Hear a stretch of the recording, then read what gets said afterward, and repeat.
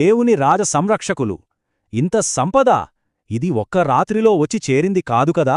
దీని వెనుక శతాబ్దాల చరిత్ర, ఒక రాజవంశం యొక్క అచంచలమైన భక్తి ఉన్నాయి. ఇంతకీ ఈ నిధిని ఎవరు సమకూర్చారు? ఎందుకు దాన్ని అలా ఆలయం లోపల దాచిపెట్టారు?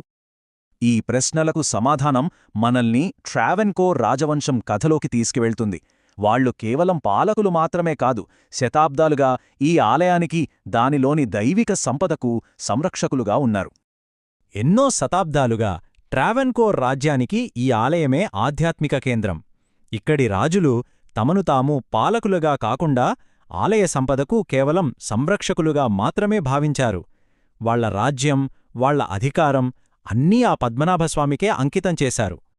దీని వెనుక ఉన్న కీలకమైన భావన పద్మనాభదాస, అంటే పద్మనాభుని సేవకులు. ట్రావెన్కోర్ రాజులు తమను తాము రాజులమని అనుకోలేదు, స్వామివారి సేవకులమని ప్రకటించుకున్నారు. అందుకే రాజ్యసంపద మొత్తం వాళ్లది కాదు, అది దేవునిది. ప్రతి నాణెం, ప్రతి ఆభరణం దేవునికి సమర్పించిన కానుకే. వాళ్ల నమ్మకమేంటంటే, మా రాజ్యం, మా సంపద, మా కుటుంబం అన్నీ స్వామివారివే. మేం కేవలం ఆయన సేవకులమంతే.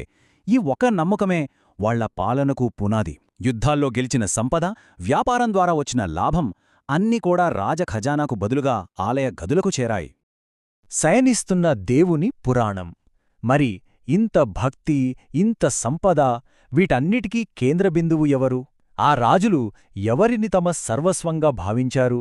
ఇప్పుడు మనం కథ యొక్క మూలానికి, అంటే ఆలయంలో కొలువయున్న పద్మనాభస్వామి గురించి తెలుసుకుందాం.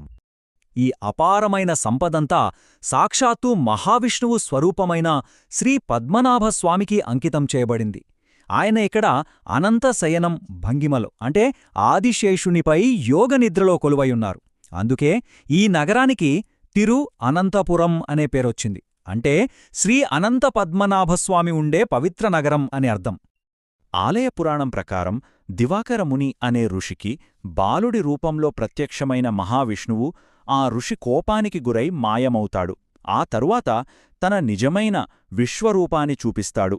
ఆ భారీ రూపాన్ని మానవులు పూజించలేరని ఋషి ప్రార్థించగా స్వామివారు ప్రస్తుతం ఆలయంలో ఉన్న శయన రూపంలోకి మారిపోయారట.